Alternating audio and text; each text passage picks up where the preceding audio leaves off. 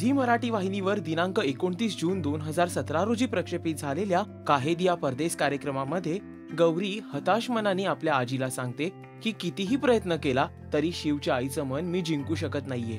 तसंच शिव सोबत झालेल्या वादाची तिला कल्पना देते। त्यावेळी आजी तिला सांगते, तुझं वागणं पूर्णतः बरोबर आहे, मात्र शिवची आई जाणून बुजून तुझ्या सोबत उद्धटपणे वागते। पुढे त्या गौरीला सांगतात की तुला शिवच्या आईपासून सावध राहायला हवं आणि शिवला या सर्वाचा त्रास होता कामा नये। त्याप्रमाणे गौरी शिवकडे जाऊन माफी मागते, पण शिव तिला सांगतो इतकं करण्याची काहीच गरज नाही आणि तोही हसत हसत ही गोष्ट आपल्या मनातून काढून टाकण्याचा प्रयत्न करतो। गौरीच्या आजीचा घरातील एकूणच वावर शिवच्या आईला आता खटकू लागलाय। जेव्हा शिवची आजी तिला सांगतात की तू आराम कर आणि आजच्या दिवस गौरीची आजी स्वयंपाक बनवेल, त्यावेळी त्यांच्या मनातील संताप आणखीनच अनावर होतो।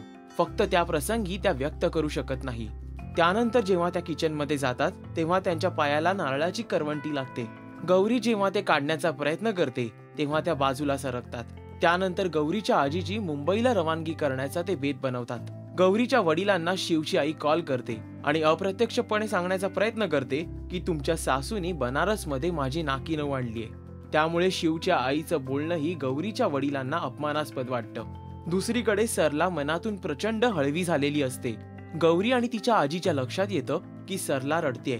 तेव्हा तिला त्यामागचं कारण विचारतात।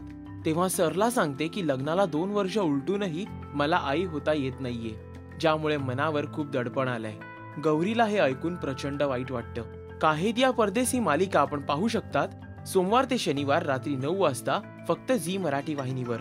तसंच या आणि अशा अनेक मालिकांच्या हायलाइटसाठी पहा मराठी शोबज।